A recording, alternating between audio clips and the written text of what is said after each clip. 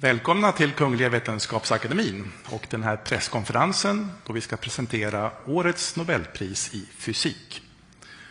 Welcome to the Royal Swedish Academy of Sciences and this press conference where we will present this year's Nobel Prize in Physics. We will keep to our tradition and start in Swedish and then continue the presentation in English. And you are of course welcome to ask questions later on in either language.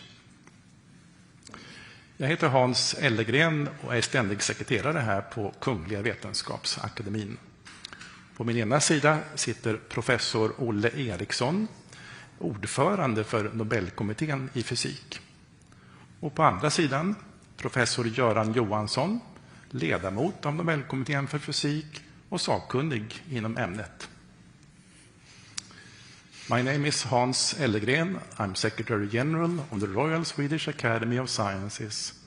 To my right is Professor Olle Eriksson, Chair of the Nobel Committee for Physics. And to my left, Professor Göran Johansson, member of the Nobel Committee for Physics and one of the experts in this field. Årets pris handlar om att möta kvantmekaniken på ny skala. This year's prize is about encountering quantum mechanics on a new scale.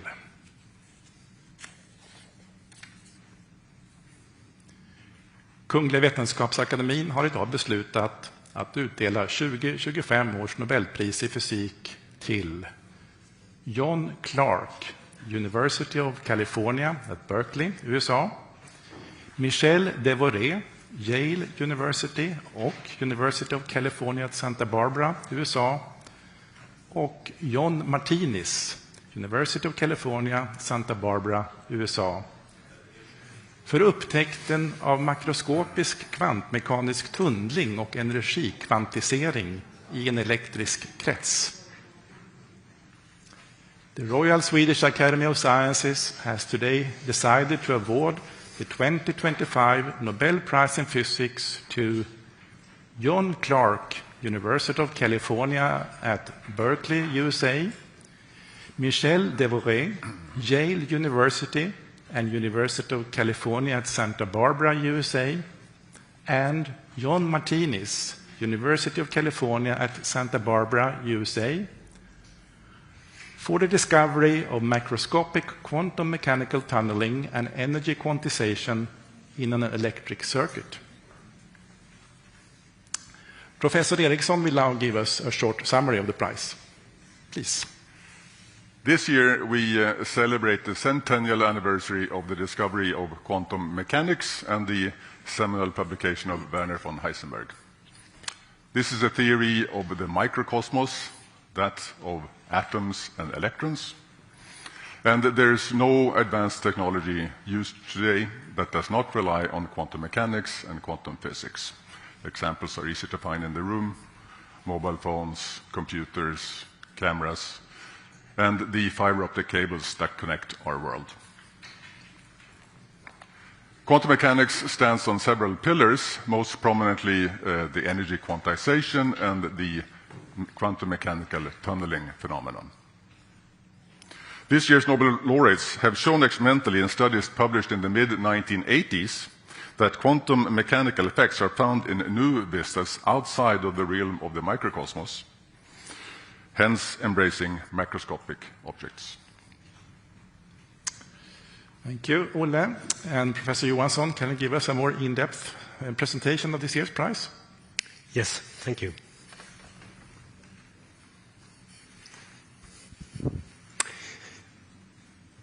So, this year's prize is about quantum mechanical tunneling. This is a quantum mechanical effect that was discovered soon after Erwin Schrödinger published his famous wave equation in 1926, almost exactly 100 years ago. Soon after it was published, solutions were discovered where a particle could penetrate a classically impenetrable barrier. So to the left here, you see that exemplified by a wall, and the little boy throwing a classical ball onto the wall. It always bounces back. However, quantum mechanical particles can sometimes appear on the other side of this classically impenetrable wall, and it is as if it dug a small tunnel through the barrier. Hence the name. Soon after tunneling was discovered, it was also discovered that it's not only an astonishing theoretical prediction, it also has practical implications in the subatomic world.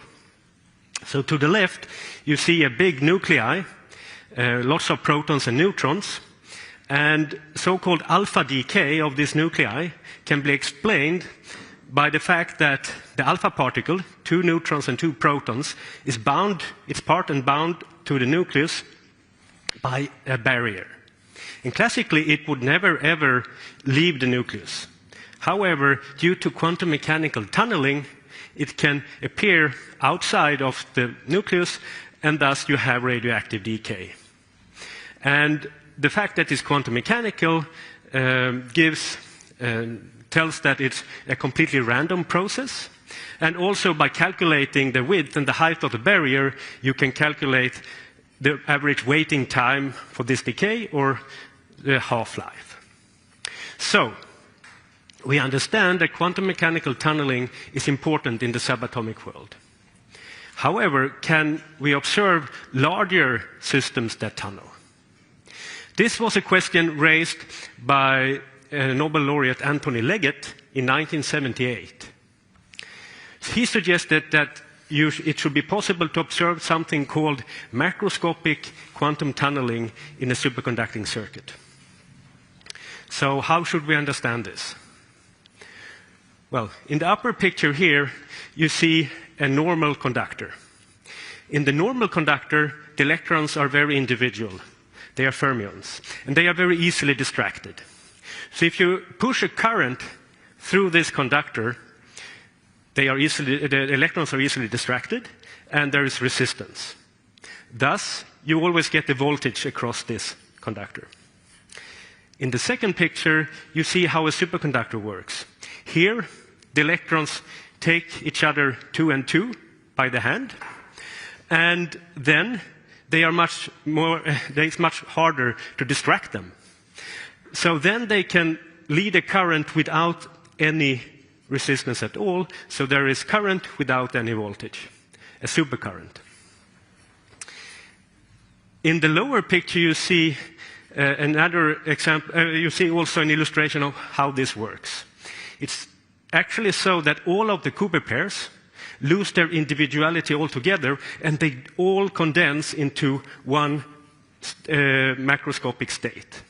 So it's one Cooper pair condensate, which is determined by one macroscopic wave function or a superconducting order parameter.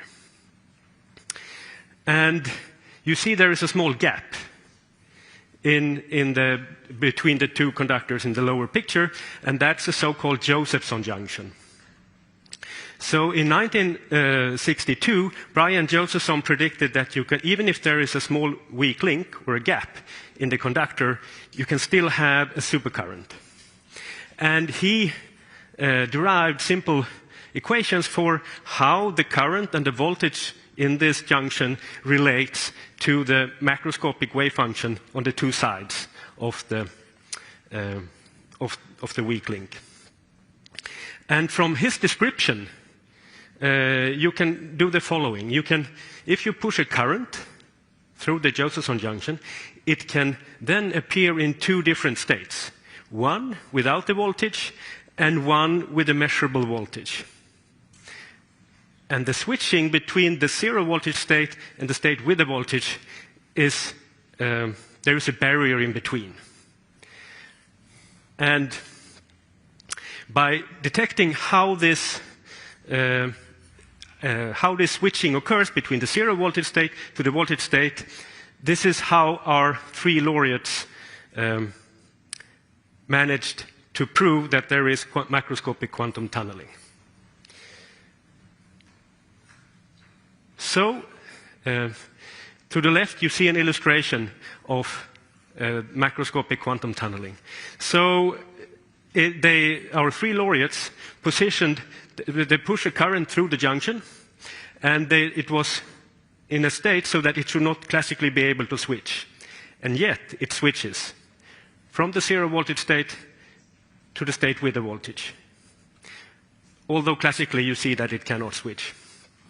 And if you're a physicist, you might realize that the smoking gun evidence for this macroscopic quantum tunneling are when the black dots here deviate from the diagonal line.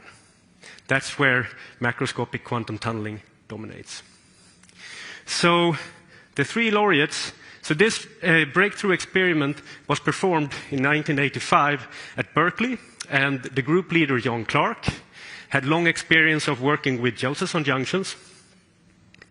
John Martinez was his senior PhD student at the time, and Michel Devoré was a postdoc coming from Saclay outside of Paris, with experience from low-temperature physics, but not with Josephson junctions, molecular solids. So this trio did not only do this breakthrough experiment, they also did another breakthrough experiment the same year. So the name quantum physics comes from the fact that atoms absorb and emit energy in packages, so-called quanta. And by irradiating the Josephson junction with microwaves, they could verify that this macroscopic object absorbs energy in a quantized way. So there are quantized energy levels. So, yes, I just want to mention also that in this system of the Josephson junction, there are billions of Cooper pairs. So it's really a macroscopic object in that sense. Okay, so this might sound a little bit abstract. However, this is a sketch of this experimental setup coming from John Martinez's PhD thesis. So you see the scale bar to the right, 1 centimeter, and there you see the silicon chip with superconducting wires, and the Josephson junction is exactly where the two wires meet. You apply the current to the left at the power connector, and then you measure the voltage at the same place. And when you radiate with microwaves, you do that in the microwave contact on top. Then you also see there's a copper tubing and copper powder inside, and that's a newly developed filter for this experiment that isolates the Josephson junction extremely well from the environment, which you need because these quantum effects are very sensitive to interaction with the environment. And I think to make it even a little bit less abstract, I also want to show you a modern quantum chip. So the silicon chip is the square in the middle here. And there are superconductors on top. And then there are 9 artificial atoms on this chip. And you can see them with your naked eye.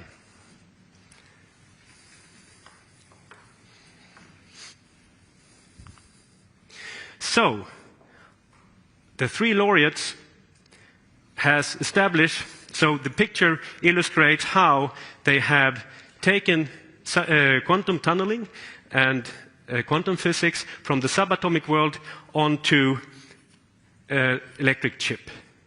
So now we had 40 years of lots of groups in the world exploring quantum physics on a chip, engineering artificial atoms, exploring quantum physics in regimes which are hard to get to with natural atoms, because you can engineer these artificial atoms.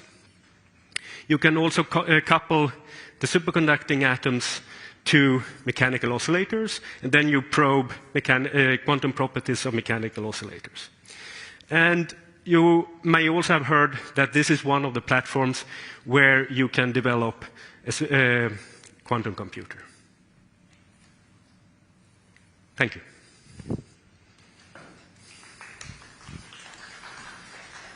Thank you. Göran. Do we have Professor Clark with us on the phone? Yes, you do.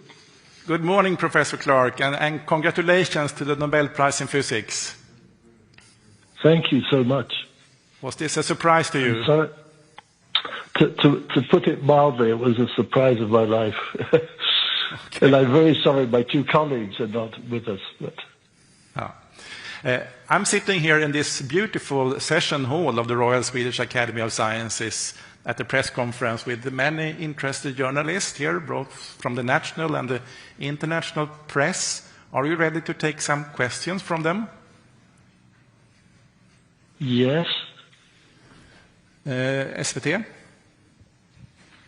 I have to congratulate you on the award, of course. My first thought was that it's quite mind-boggling, your discoveries. I was wondering, did it occur to you at the time that that you managed to prove there is microscopic quantum tunneling, that it might be the grounds for a Nobel Prize in Physics? I think that had not occurred to us in any way. Pardon, I didn't get that. I think that it had not. We had not realized in any way that this might be the basis of a Nobel Prize. Do you remember the specific breakthrough and how what happened at the time? Well, Michel Devereux and John Martinez are brilliant people. I worked very closely with them for at least a year on this and other topics. And the first thing I would like to say is that this discovery would never have happened without the two of them. I was in principle the leader of the group, of course, but their contributions are just overwhelming.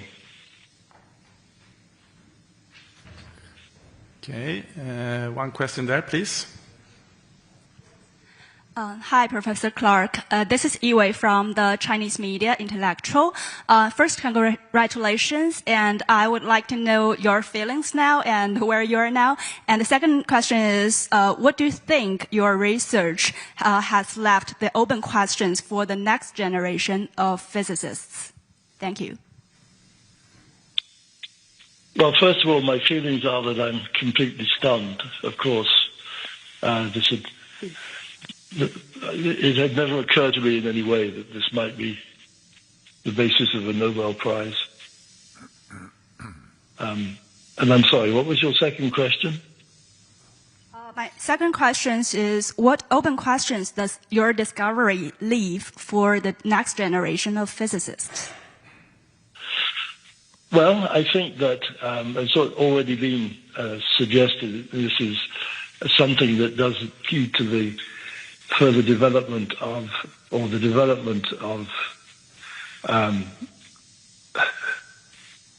sorry, I'm losing my words, of the quantum computer.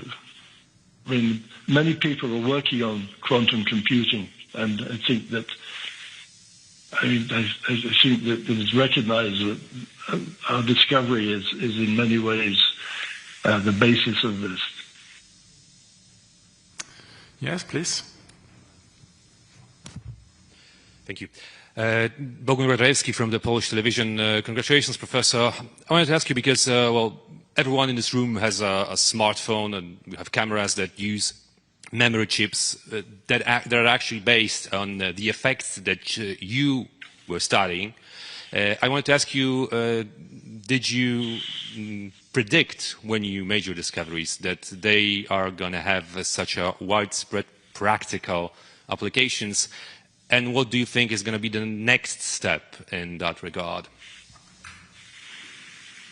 It certainly had not occurred to us in any way that this discovery would have such a significant impact. And we were buried in understanding the physics and the calculations that went into this. And it was very much following up on this brilliant work by Tony Leggett, who of course also subsequently won the Nobel Prize. Also, I would like to say that I knew and still do know Brian Josephson very well. He and I were colleagues as graduate students together in Cambridge all those years ago. And I recognized that he was much more brilliant than I was. And I think that he and Tony will also be very thrilled that, along with Michel Devereux and John Martinez, we won the Nobel Prize. Mm-hmm. I'm not sure that I answered your question, but... More questions? Yes, please.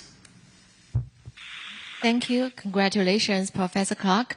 My name is Yan Nanzhu from Mr. Salon in China. And my question is, quantum phenomena are universal. So where exactly is the boundary between the classical and quantum worlds? Thank you.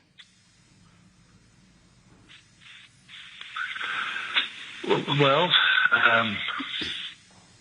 I think that the real difference is that the quantum world depends on quantum mechanics, which, as someone commented earlier in this discussion, quantum mechanics was discovered many years ago now by Schrödinger, almost 100 years ago. And that's the underlying basis. The thing is that classical physics doesn't depend on quantum mechanics. But it's really this discovery by Schrödinger almost a century ago that is the sort of underlying basis of all of this work and of quantum mechanics. Mm-hmm.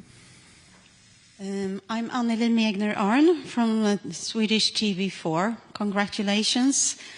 I wonder what connections you see between the quantum computers and your discovery. Well, I think that our discovery in some ways is the basis of quantum computing. Exactly where all this fits in is not at this moment entirely clear to me, but I think that this is what it. Excuse me a second. I think that I think that the basis of quantum computing relies to quite an extent on our discovery, but our discovery, as I said, also depends on many other people like Brian Josephson and Tony Leggett.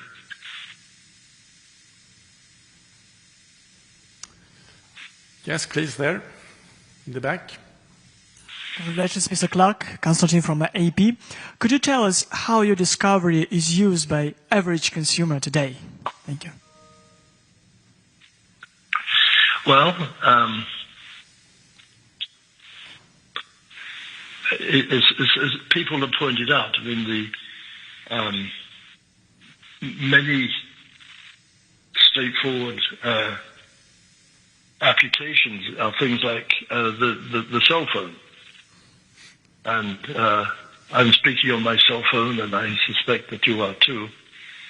And that one of the underlying reasons that the cell phone works is because of all this work.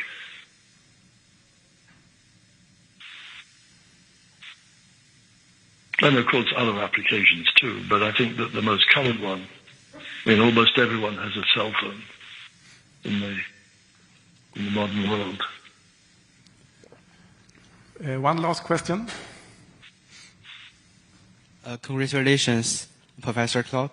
I have one question. Is that I'm also an experimentalist, and now we say this superconducting qubits and the neutral atoms and trapped ions are both good candidates for supercomputing in the future. Which one you think is most strength in the future? Sorry, could you repeat those again, please? So my question is that for the moment we know that for superconducting qubits and neutral atoms, like cold atoms, and also ion trap, so they also show a very good candidate for the future superconductor. So which one do you think that is most probably for the future that we will use? I'm sorry, I don't quite understand. That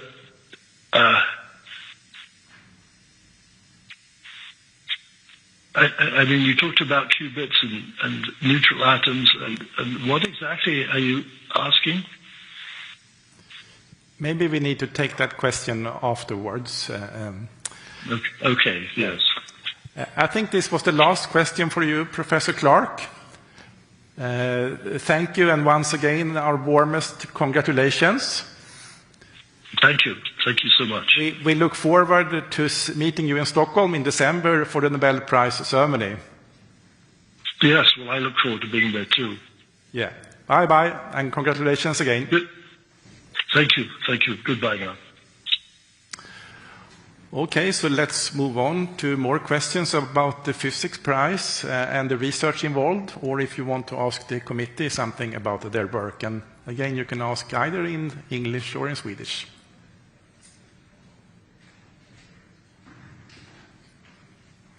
Yes, please. Thank you. I'm Yanliang Guo, and I'm also an experimentalist in cold atoms. And then my question, I have two questions. So the first question is that we know theorists is the ones that foresee the future, and experimentalists that is realize this system and then to change our daily life. And then when evaluating Nobel-worthy contributions, how does the committee balance the value of this original theoretical breakthroughs and that delicate experiments that realize these theories in the lab? And second question is that when evaluating Nobel-worthy contributions, does the committee also take into account or consider the potential influence for the future science and applications, or it is just focused on the past achievement? Thank you. Göran? So, yeah, I mean, the last question first, of course, we can only regard what's been achieved so far. So we can only give a prize for something that has been done already. I mean, both deep theoretical insights are of course very important, but experimental discoveries are, I mean, lies at the heart of physics. So they are both extremely important. And we should also remember that this should be for the greatest benefit of mankind. So we definitely do consider what's the impact of these discoveries.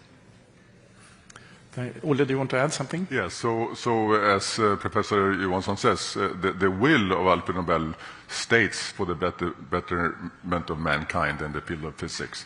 And so this, of course, could be something that is very practical, but it could also be something that tells us where we are in cosmos, you know, anything on cosmology and black holes. And it's important, I think, to remember the quantum mechanics has basically three founding fathers. It's Heisenberg, Schrödinger, and Paul Dirac. And Paul Dirac was awarded the Nobel Prize in 1933. And he was asked at the award ceremony then by someone like you, what is the use of your discovery? And he says, I don't think there's any use of that at all. And he was asked again, but maybe in the future? And he says, no, I don't think so, not even in the future. And so this genius of a man, for once he was wrong, because as I said a few minutes ago, there's no technology that we use today that does not rely on their discoveries. And so the important thing here is that science always advances our society. So even if we don't know something for tomorrow, goodness will always come. I think it's time to stop there. If you have further questions, you can ask committee members after this press conference. Thank you for your interest, and we hope to see you here again tomorrow when we will announce this year's prize in chemistry. Thank you.